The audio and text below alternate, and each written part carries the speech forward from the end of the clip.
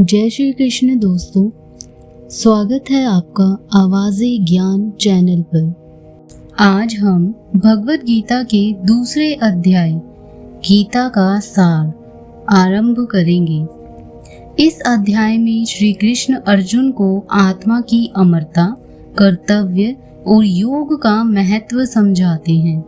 यही अध्याय गीता का मूल आधार माना जाता है। तो आइए हम सभी श्रद्धा और भक्ति के साथ गीता के दिव्य शब्द सुनते हैं। अध्याय 2 गीता का सार। संजय ने कहा, करुणा से व्याप्त शोक युक्त अश्रुपूरित नेत्रों वाले अर्जुन को देखकर मधुसूदन कृष्ण ने ये शब्द कहे, हे अर्जुन, अनर्थ के सेवन करने योग्य अपयश कारक मोह इस समय तुम्हारे मन में कहाँ से आया?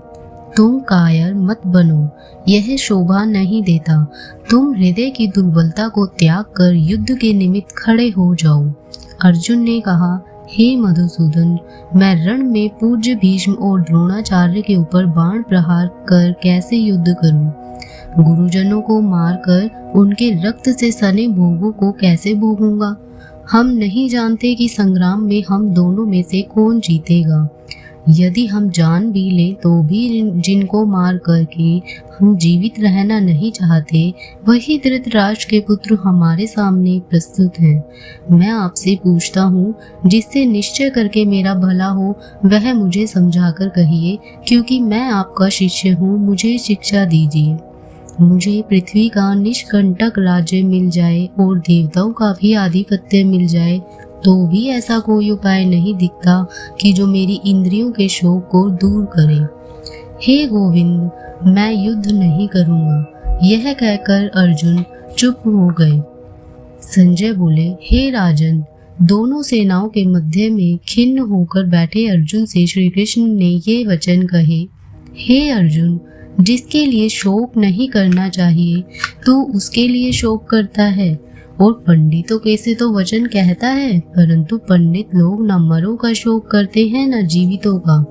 यह बात असंभव है कि मैं पहले कभी ना रहा हूँ, तुम ना रहे हो और राजा भी ना रहा हो और इसके बाद भी नहीं रहेंगे। जैसे देहधारियों की इस देह की लड़कपन, जवानी, बुढ़ापा ये अवस्था होती है, तैसे ही मृत्यु के बाद दूसरी की भी होती है। इसलिए पंडित लोग मोक्ष को प्राप्त नहीं होते हैं। हे नरश्रेष्ठ, सुख दुख को समान मानने वाले जिस वीर पुरुष को ये ब्रह्म पदार्थ कलेश नहीं देते, वह मोक्ष को पाने का अधिकारी है। असत वस्तु का तो अस्तित्व नहीं है और सम का अभाव नहीं है।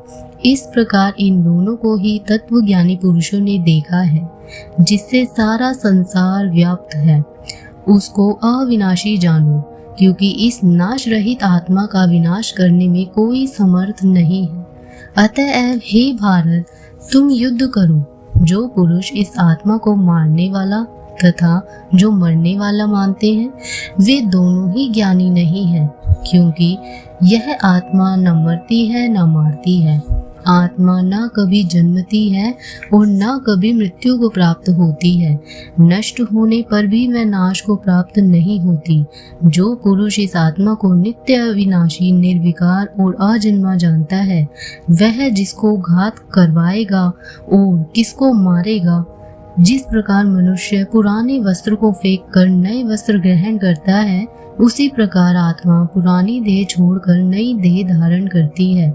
आत्मा को शस्त्र नहीं काट सकते, अग्नि नहीं जला सकती, जल भिगो नहीं सकता। यह अविनाशी, सर्वव्यापी, स्थिर, अचल और सनातन है। यह इंद्रियों से जानी नहीं जा सकती। यह कल्पना से भी परे है। इसलिए ऐसा जानते हुए तुम्हें शोक करना उचित नहीं। हे महाबाहो, यदि तुम इस आत्मा को नित्य जन्म लेने और नित्य मरने वाली मानते हो, तो भी तुमको शोक नहीं करना चाहिए, क्योंकि जो जन्मा है उसकी मृत्यु और जिसकी मृत्यु हुई है उसका जन्म निश्चित है। अतएव जो बात अनिवार्य है उसके लिए सोच करना व्यर्थ है। जन्म लेने से पहले क्या था किसी को मालूम नहीं, फिर मरने के पीछे क्या होगा कोई नहीं जानता। ऐसी दशा में किस बात का सोच करना तुमको उचित है। इस कारण सब प्राणियों के विषय में तुमको सोच करना उचित नहीं है। अपने धर्म को भी सोच करके तुमको घबराना उचित नहीं है, क्योंकि क्षत्रिय को धर्म पूर्वक युद्ध से और कुछ भला करने वाला नहीं है। हे पार्थ, बिना इच्छा किए स्वर्ग का द्वार रूप यह युद्ध तुमको स्वतः प्राप्त हुआ है। यदि तुम अपने धर्म के अनुसार इस संग्राम को न करोगे तो अपना धर्म और बड़ाई खो बैठोगे। सब लोग सदा तुम्हारी अपकीर्ति करेंगे और प्रतिष्ठा वाले पुरुषों के लिए अपयश का होना मृत्यु से भी बढ़कर है। यह महारथी समझेंगे कि अर्जुन डर कर संग्राम से हट गया और अब तक जो लोग तुम्हारा मान करते थे वे अपयश करने लगेंगे। शत्रु लोग तुम्हारे पराक्रम की निंदा करते हुए अनेक प्रकार के दुर्वचन कहें। इससे बढ़कर दुख तुमको क्या होगा। यदि तुम युद्ध में नष्ट हो गए तो स्वर्ग का सुख भोगोगे और जीतने पर पृथ्वी तल पर राज करोगे। इसलिए युद्ध के निमित्त दृढ़ प्रतिज्ञ होकर खड़े हो जाओ। सुख दुख लाभ हानि जय पराजय इनको समान समझकर लड़ने के लिए तैयार हो। ऐसा करने से तुम पाप को प्राप्त नहीं होंगे। हे पार्थ, यह ज्ञानोपदेश ज्ञान योग के विषय में तुझसे कहा गया। अब निष्काम कर्म योग के विषय में सुन। जिस ज्ञान को पाकर कर्म बंधन से तेरी मुक्ति होगी। कर्म योग मार्ग एक बार प्रारंभ किए बिना कर्म का नाश नहीं होता और विघ्न पड़ने पर भी शुभ फल देता है, और इस कर्म का केवल प्रारंभ ही संसार के भय से छुड़ाकर पूर्ण ब्रह्म प्राप्त कराता है। निश्चय करने वाली बुद्धि इस निष्काम कर्म में एक ही है और कामना वाले पुरुषों की बुद्धि एकाग्र नहीं रहती, उनकी शाखा प्रशाखाएं होती हैं। ऐसी दशा में मनुष्य संदेह में रहता है।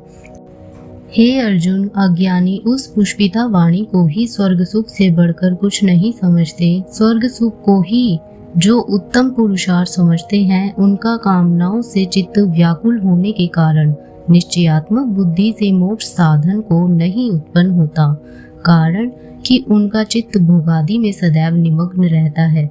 जिन मनुष्यों का चित्त इस प्रकार मोह लिप्त और जिनकी आसक्ति भोग विलास और ऐश्वर्य में है, ऐसे पुरुषों के अंतःकरण में निश्चयात्मक बुद्धि नहीं होती।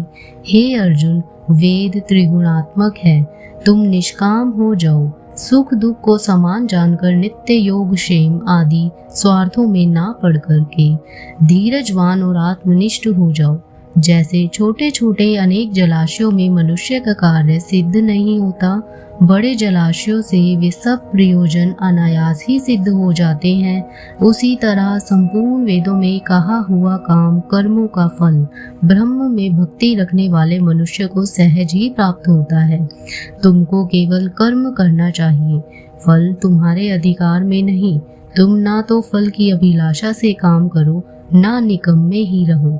फल की आशा त्याग कर कार्य की सफलता को समान मानकर तुम योगस्थ होकर कर्म करो। यही कर्म ज्ञान योग है। इस बुद्धि योग सहित कर्म से अन्य कर्म अत्यंत हीन है। इसलिए तुम बुद्धि योग का आश्रय ग्रहण करो। फल की इच्छा रखने वाले निकृष्ट होते हैं। निष्काम कर्म करने वाला पुरुष ईश्वर कृपा से इसी संसार में सुकृत तथा दुष्कृत इन दोनों ही का त्याग कर देता है। इसलिए तुम निष्काम कर्म में प्रवृत्त हो जाओ। कर्म फल को त्याग कर ही बुद्धि युक्त ज्ञानी पुरुष जन्म बंधन से हटकर मोक्ष को प्राप्त होते हैं। जब तुम्हारी बुद्धि मोह वन के बाहर निकल जाएगी, तब तुम्हारा मन आगे सुनने वाली तथा हुई बातों से विरक्त हो जाएगा। अनेक श्रुति स्मृतियों के वचनों को सुनने से तुम्हारी बुद्धि भ्रमित हो गई है। जिस समय वह निश्चल होकर आत्मा में स्थित होगी, तभी तुमको तत्व ज्ञान प्राप्त होगा। अर्जुन ने पूछा, हे केशव, आत्म स्वरूप में निश्चल बुद्धि वाला किसको कहा है?